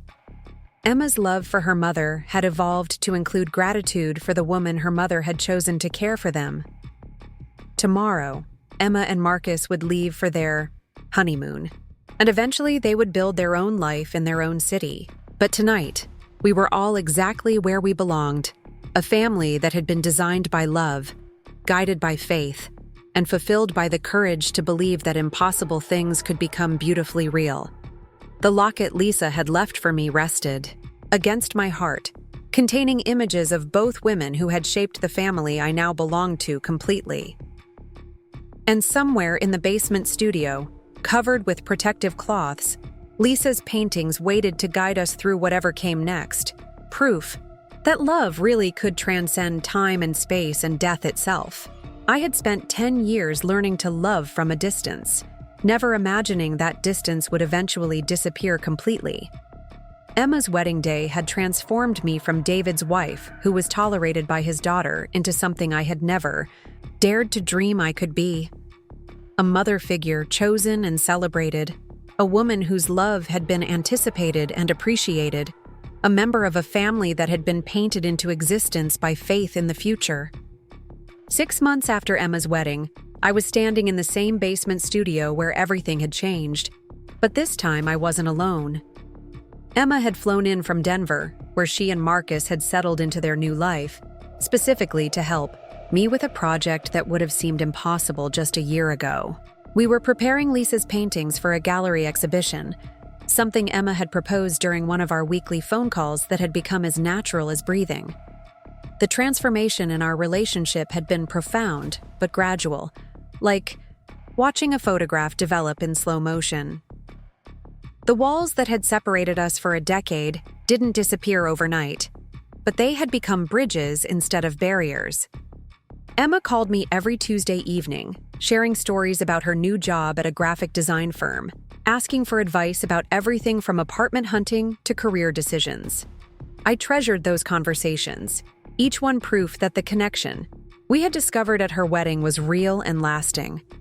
Today, however, felt different. Emma had arrived yesterday with an energy I hadn't seen since she was a teenager, excited about something she had been planning in secret for months. She had spent the morning on phone calls with gallery directors and art critics, using words like revolutionary and unprecedented to describe what we were about to share with the world. "I've been thinking about this since the wedding," Emma said, carefully lifting one of her mother's prophetic paintings from its protective covering. "These paintings aren't just family artifacts. They're proof that love can transcend the boundaries we think separate life from death, past from future. People need to see them." I watched her handle her mother's work with reverence mixed with excitement, struck by how much she resembled Lisa when she was passionate about art. The resemblance went beyond physical features to something deeper, a way of seeing the world that recognized beauty in impossible things. "Are you sure you want to share something this personal?" I asked, though I knew Emma well enough now to recognize when she had made an irrevocable decision. "These paintings contain some of our most private moments." Emma paused in her examination of the canvas that showed our family dinner table, the one that had first made me understand the scope of Lisa's vision. "That's exactly why they need to be seen. For 10 years, I thought love was a finite resource, that loving you would somehow diminish what I felt for Mom. These paintings prove that love actually expands when we're brave enough to let it." She had been working with a curator from the Portland Art Museum, a woman named Dr. Helena Reeves, who specialized in contemporary works that challenged conventional understanding of reality. Dr. Reeves had been skeptical until Emma showed her photographs of the paintings alongside documentation, proving when they were created and when the depicted events actually occurred. The evidence was overwhelming enough to convince even the most rational observer that something extraordinary had happened in Lisa's studio. "The exhibition will be called Love Letters to the Future," Emma continued, using the phrase Lisa had written in her journal to describe the prophetic series. "We'll display the paintings alongside photographs showing how accurately they predicted our lives. There will be copies of Mom's letters, timeline documentation, everything needed to help people understand what they're seeing." I felt a familiar mixture of pride and nervousness at the thought of sharing our story with strangers. The wedding revelation had been powerful because it was intimate, shared with people who knew and loved us. A public exhibition would expose our family's most profound miracle to judgment and skepticism from people who had no emotional investment in our happiness. "What if people don't believe it?" I asked. "What if they think we're fabricating everything for attention?" Emma smiled, and I saw Lisa's confidence in her expression. "Then they'll miss the point entirely. This isn't about convincing skeptics that supernatural things can happen. It's about showing people who already believe in love's power that it's even more extraordinary than they imagined. Over the next several hours, we worked together to document each painting with the kind of precision that would satisfy the most demanding art historian. Emma had brought professional photography equipment, and we spent time ensuring that every detail was captured clearly.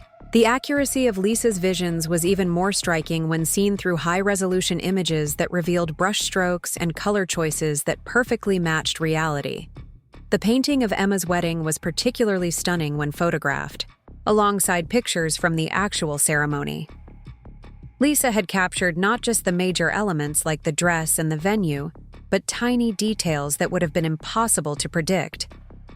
The specific flowers Emma had chosen, the way Marcus wore his boutonniere slightly crooked, even the expression on my face as I listened to Emma share her mother's letter, all of it was there in Lisa's painting, created 13 years before it happened.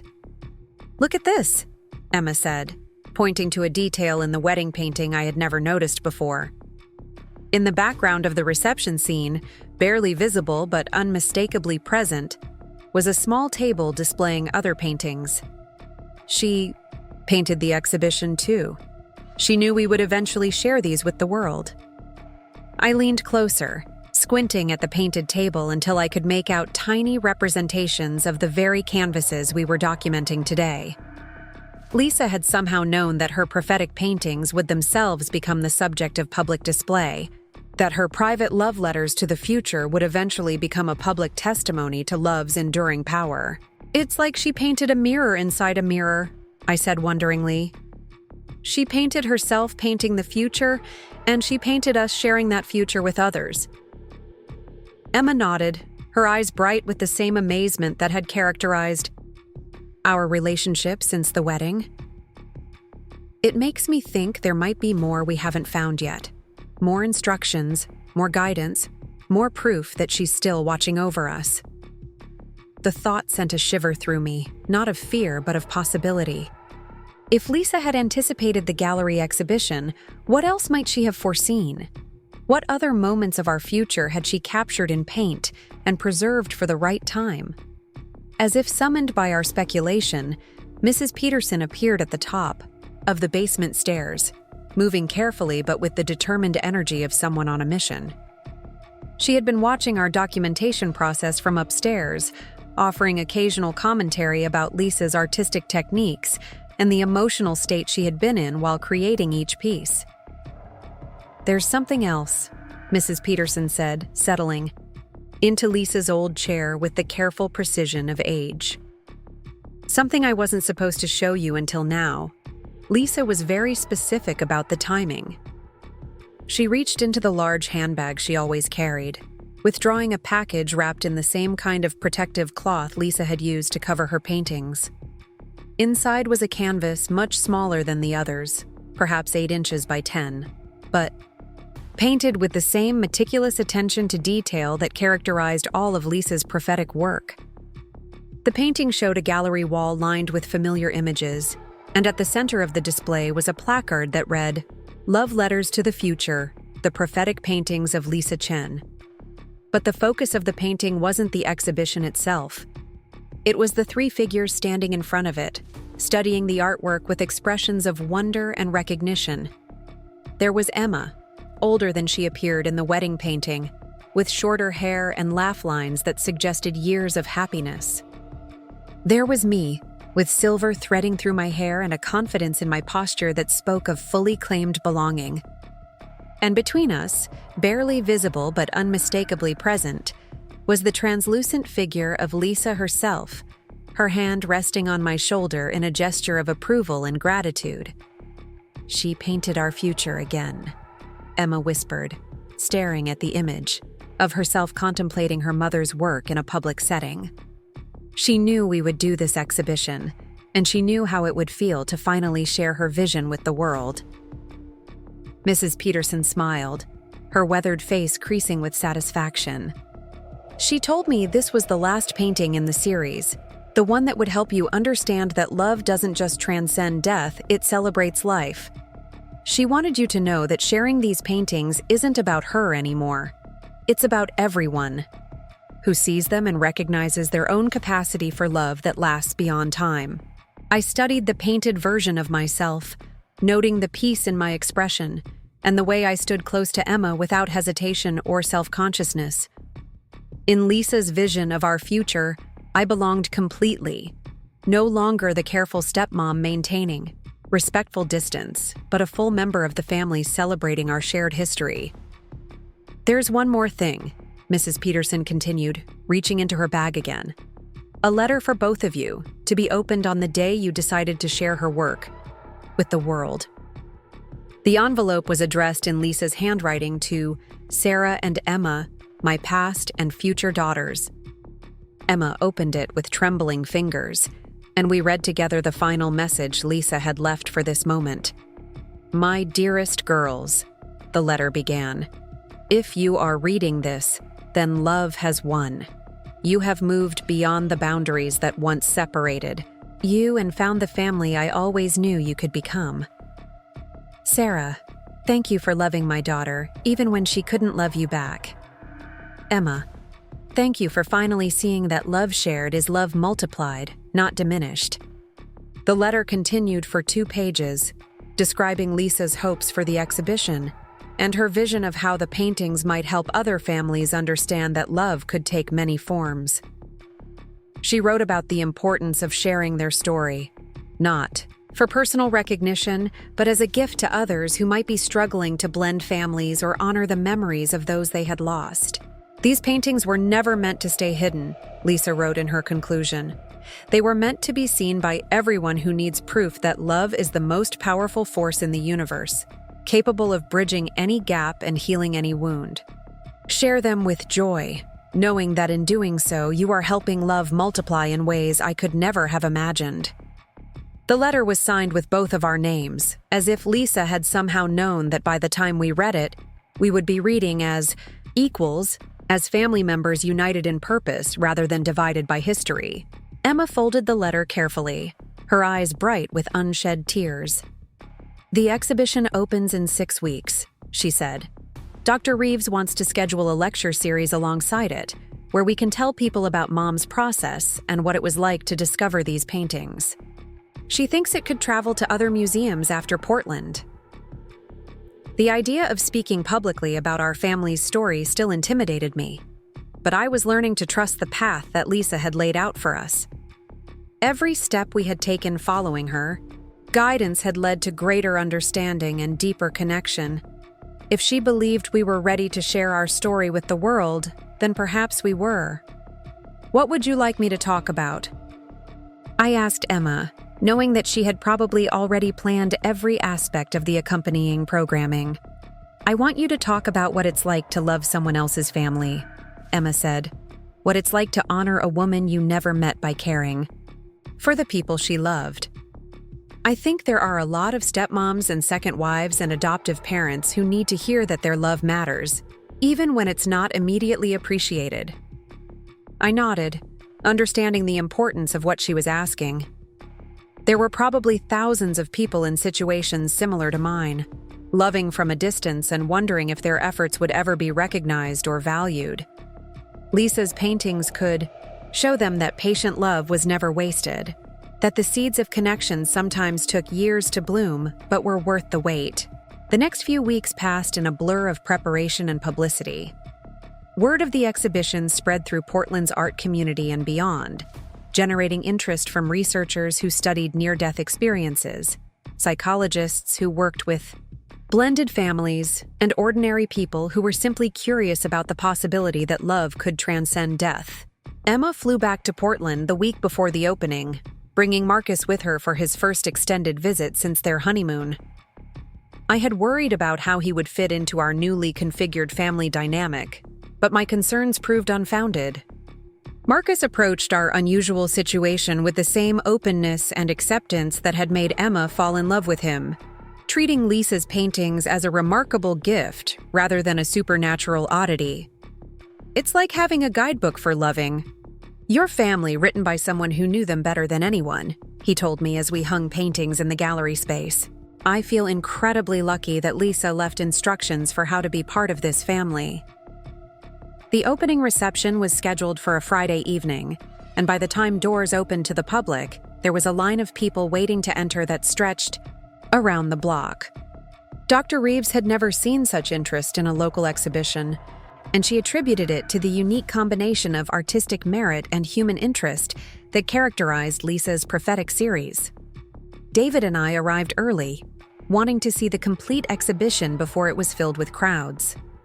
Walking through the gallery space and seeing Lisa's intimate family paintings displayed with professional lighting and detailed explanatory text felt surreal, like watching our private miracle become public testimony. Each painting was accompanied by photographic evidence showing how accurately Lisa had predicted the future, along with timeline documentation that proved when each piece was created relative to when the depicted events occurred. The evidence was overwhelming and undeniable, presented with the kind of academic rigor that left little room for skepticism. The centerpiece of the exhibition was the wedding painting, displayed alongside enlarged photographs from Emma's actual ceremony that showed the impossible accuracy of Lisa's vision. Visitors could compare every detail, from the specific flowers in the bouquet to the expressions on our faces, and see for themselves that something extraordinary had happened in a basement studio 13 years earlier.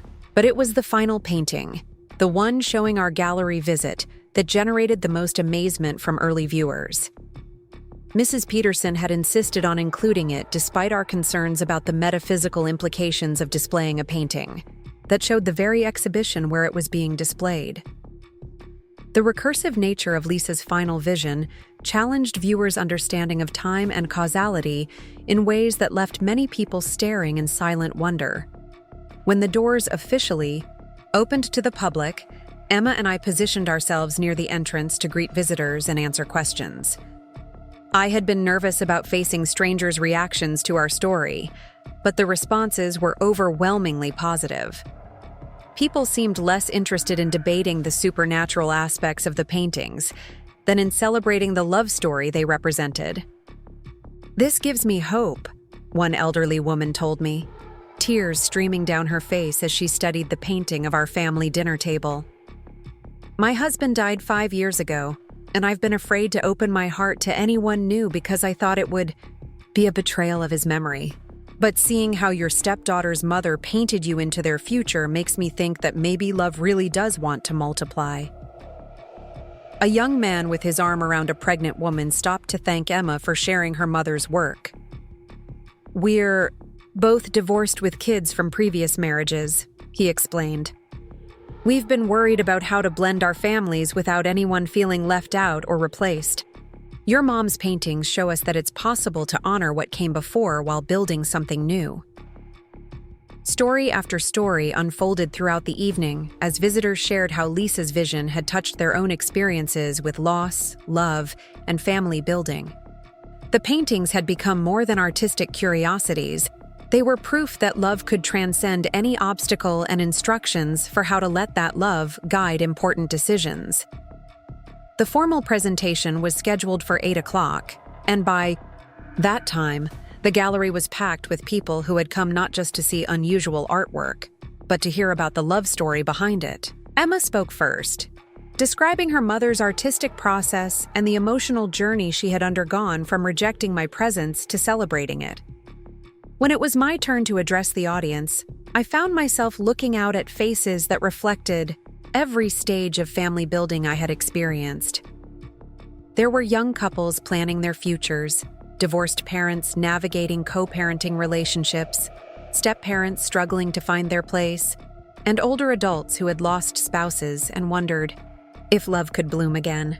I spent 10 years believing I was an unwelcome addition to a family that had been complete without me, I began, my voice carrying clearly through the gallery space.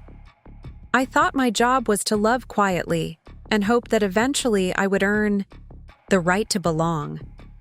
What I learned from Lisa's paintings is that I had been chosen for this family long before I knew it existed. I talked about the patience required to love someone else's children, the delicate balance of honoring the past while building the future, and the faith needed to continue loving even when that love seemed unappreciated. I shared stories about the small gestures that had sustained me through difficult years, and the moments when I had doubted whether my efforts mattered. Lisa's paintings taught me that love is never wasted, I concluded. Every act of caring, every moment of patience, every choice to honor rather than replace what came before, all of it matters. Love doesn't just multiply when we let it. It creates futures we never imagined possible. The applause that followed was warm and sustained, but more meaningful to me were the conversations that continued long after the formal presentation ended. People lingered in the gallery space, studying the paintings and sharing their own stories of love that had overcome obstacles or transformed difficult situations. Emma found me near the end of the evening, standing in front of the painting that showed Lisa's translucent figure blessing our exhibition. "She would be so proud," Emma said, slipping her arm through mine in a gesture that still felt miraculous after all these months. "Not just of the paintings, but of what we've become because of them." I looked around the gallery at the groups of people still deep in conversation about love and family, and the possibility that death doesn't end our ability to guide and protect those we leave behind. Lisa's love letters to the future had become love letters to everyone who needed proof that miracles could happen in ordinary families. "I think she knew this would happen," I said, gesturing toward the visitors who seemed reluctant to leave. "She painted us sharing her work because she knew it would help other people find their own courage to love without limits." As we prepared to leave the gallery that night, I caught sight of our reflection in the darkened window near the exit. There we were, Emma and me, standing side by side as equals, as family, as women united by love that had been painted into existence years before we understood its power. In the reflection, I could almost see Lisa's translucent figure standing behind us, her hands on our shoulders in a gesture of approval and gratitude. The exhibition ran for 3 months and attracted visitors from around the world. Art critics struggled to categorize Lisa's prophetic paintings, eventually creating a new classification for works that transcended traditional boundaries between the possible and impossible. More importantly, the paintings inspired countless families to approach love with greater faith in its power to overcome any obstacle. Emma and Marcus eventually moved back to Portland, drawn by the sense of family and community that had been strengthened by our public sharing of Lisa's vision. They bought a house just 10 minutes from ours, close enough for spontaneous dinners and regular Sunday gatherings that felt both traditional and revolutionary. When Emma announced her pregnancy 2 years after the exhibition, she called to tell me before anyone else, including David. "I want you to be there when we tell Dad," she said. "I want him to see that this baby will have grandparents who chose each other as much as they were chosen."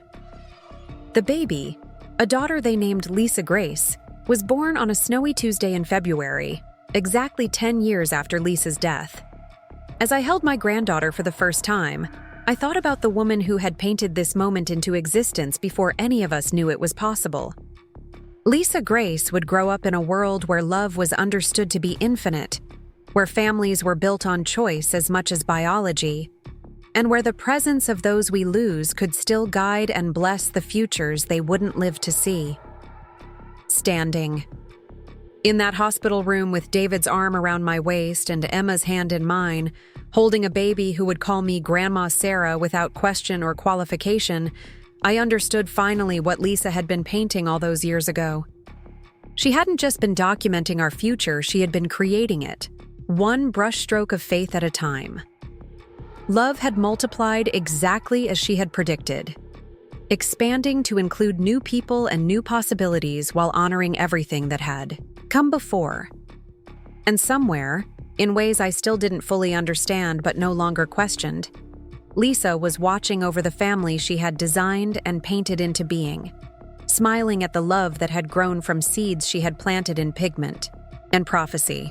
5 years had passed since Lisa Grace was born, and the little girl who carried her grandmother's name had indeed grown up in a world where love knew no boundaries. I watched her now from the kitchen window as she played in the garden that 3 generations of women had tended, her dark curls catching the morning light as she carefully watered the herbs I had taught her to identify by scent and touch. At 5 years old, Lisa Grace moved through our family's complex history with the ease of someone who had never known it to be complicated.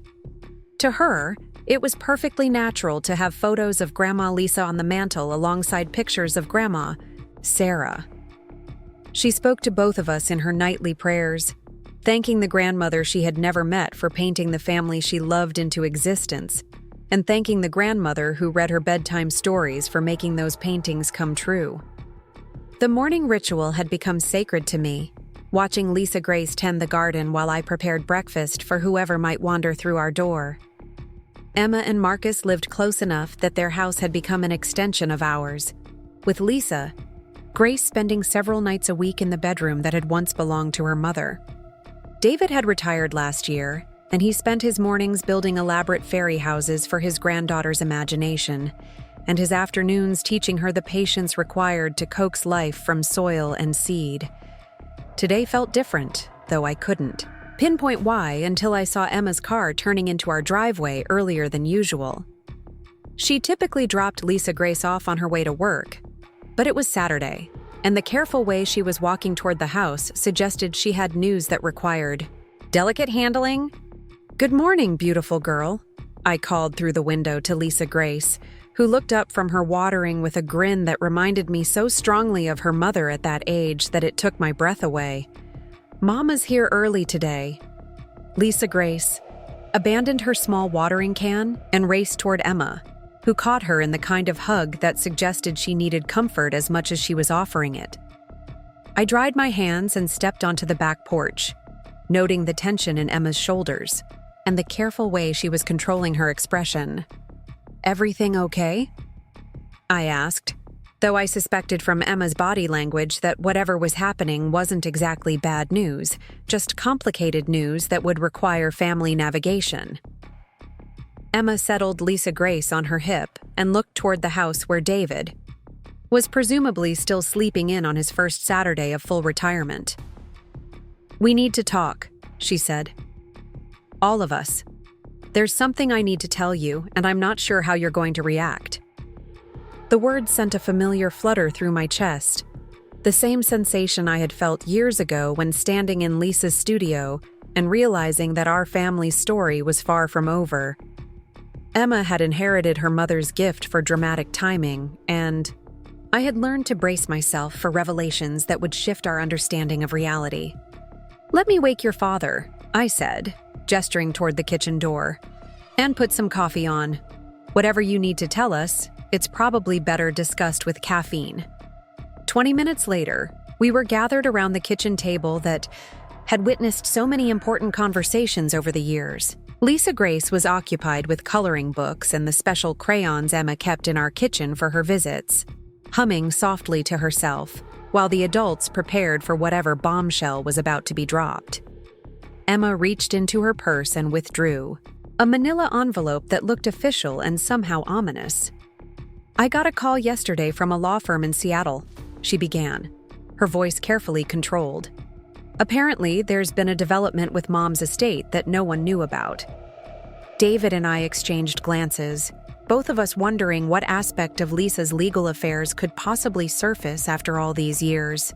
The estate had been settled long ago, and we thought we had discovered all of her hidden surprises in the basement studio. "What kind of development?" David asked, his voice carrying the wariness of someone who had learned that unexpected legal news was rarely simple. Emma opened the envelope and withdrew a document that looked like a property deed. "Mom owned land," she said simply. 40 acres in the Cascade Mountains, about 2 hours east of Portland. She bought it 6 months before she died, but she never told anyone about it. The silence that followed was heavy with confusion and possibility. Lisa had been secretive about many things in the months before her death, but we had attributed that to her artistic focus and her desire to leave meaningful gifts for her family's future. The idea that she had purchased land without mentioning it to David seemed almost impossible. "How is that possible?" I asked, thinking about the financial discussions David and Lisa must have had as a married couple. Wouldn't David have known about such a large purchase? Emma shook her head, pulling out more documents from the envelope. She inherited money from her great-aunt Martha, remember? The one who died that spring? Dad thought she had used it for art supplies and the studio renovations, but apparently, she used it to buy this property instead. I remembered Lisa's great-aunt Martha vaguely, an eccentric woman who had lived alone in eastern Oregon and had always been fond of Lisa's artistic pursuits. The inheritance hadn't been enormous, but it had been enough for Lisa to indulge in some expensive art supplies and upgrade her basement workspace.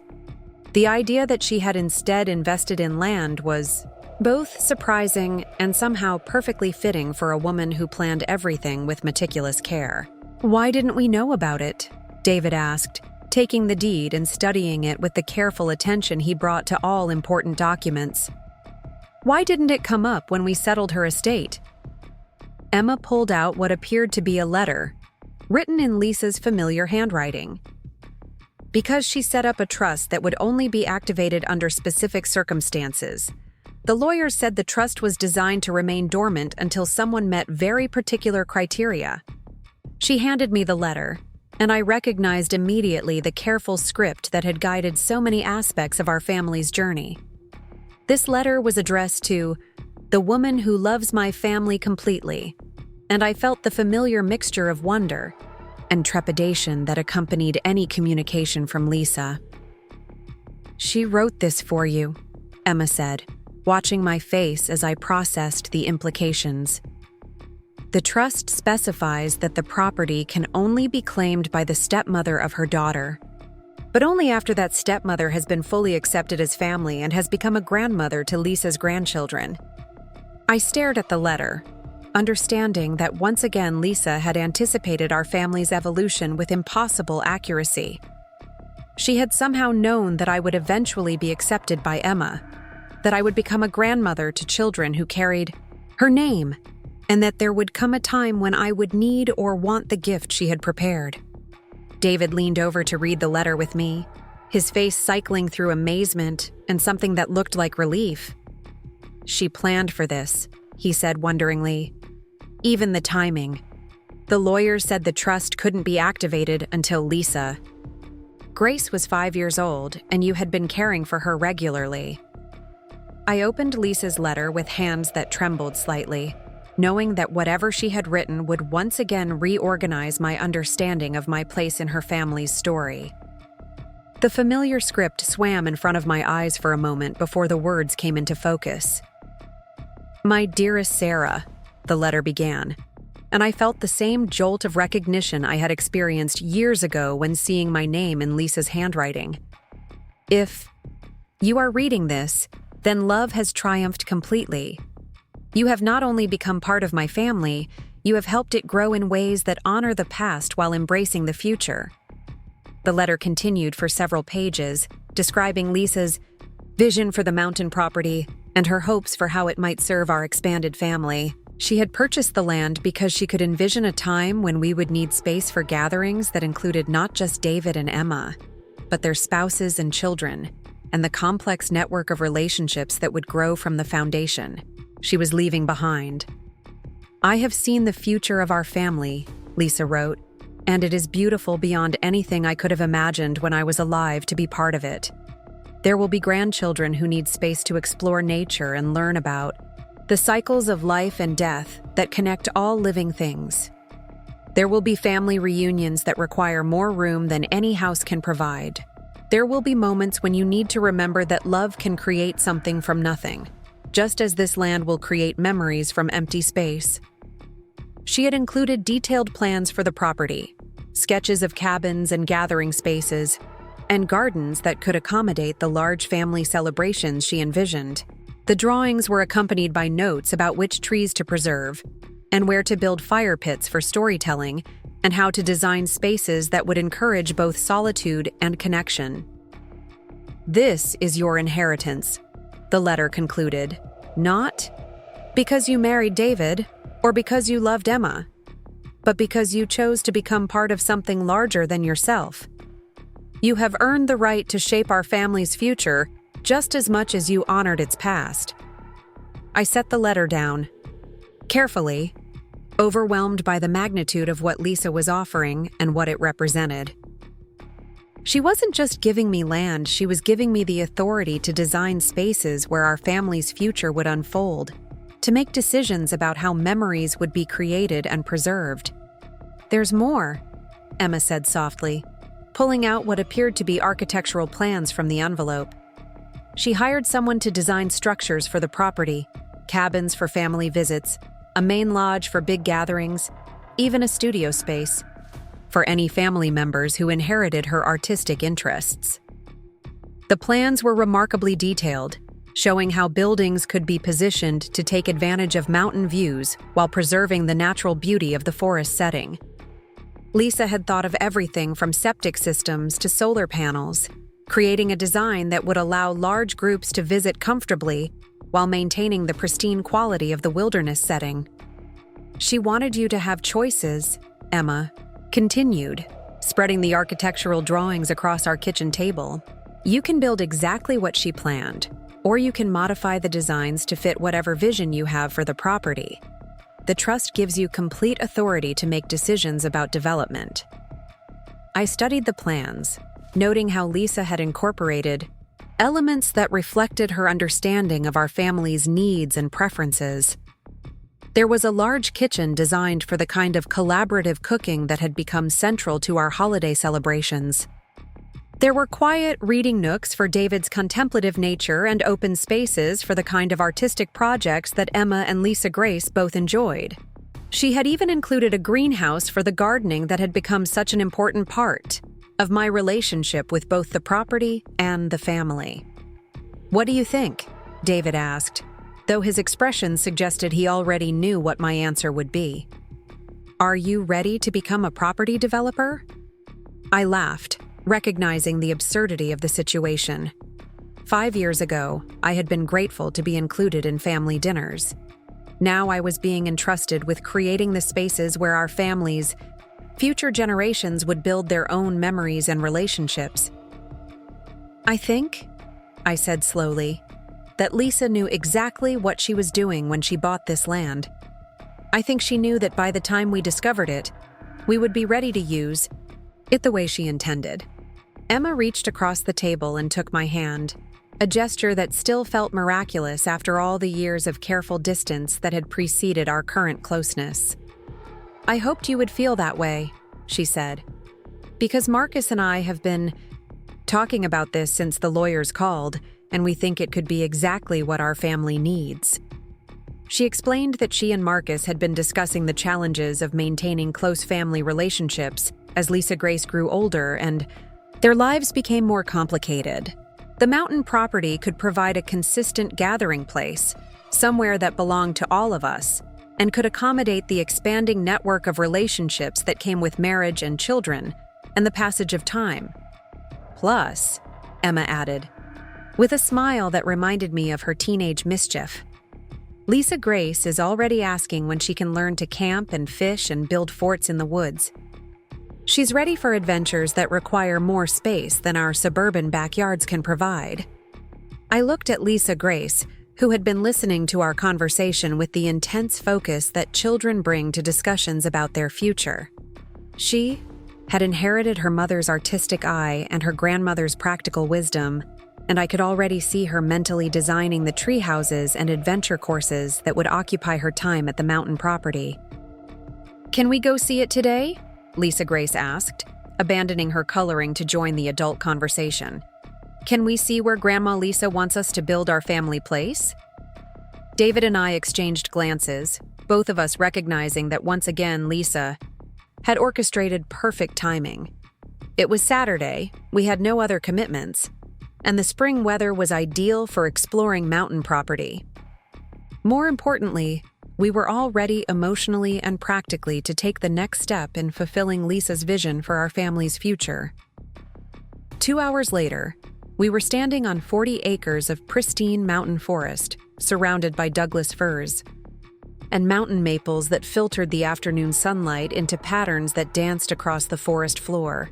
The property included a small creek and a meadow that would be perfect for large gatherings, along with elevated areas that offered stunning views of the Cascade Peaks. Lisa Grace ran ahead of us on the trail that Lisa had apparently walked many times before her death, exploring the land she had chosen for her family's future adventures. The little girl moved through the forest with the confidence of someone who belonged there, stopping to examine interesting rocks and calling back to share discoveries with the adults who followed at a more careful pace. "She knew," Emma said, standing in the meadow where Lisa's plans called for the main lodge to be built. "Mom knew that this is exactly where we would want to gather, where we would feel connected to something larger than our individual lives. I could envision it all, the family reunions and holiday celebrations, the quiet retreats and adventure weekends, the graduations and anniversaries that would be marked in this place that Lisa had chosen for its beauty and its potential to hold our expanding family's most important moments." "When do we start building?" I asked, surprising myself with the certainty in my voice.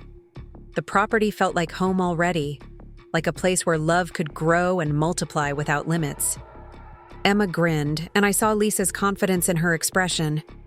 "Marcus is already talking to contractors," she said.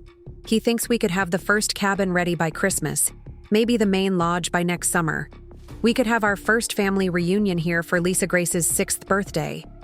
As we walked back toward the cars as the sun began to set behind the mountain peaks, I thought about the journey that had brought us to this moment. 10 years ago, I had been grateful for the chance to love David's family from a respectful distance. Now I was being entrusted with creating the spaces where that family would continue to grow and evolve for generations to come. Lisa Grace fell asleep in her car seat on the drive home, exhausted from her mountain exploration, but already making plans for the adventures she would have in the family retreat that her great-grandmother had envisioned. Watching her dream in the rearview mirror, I understood that this was what Lisa had been painting all those years ago. Not just our individual happiness, but our capacity to create something lasting and beautiful that would outlive all of us. The mountain property was more than Lisa's final gift to our family. It was proof that love really could transcend death, that the connections we build in life can continue to shape and bless the future long after we're gone.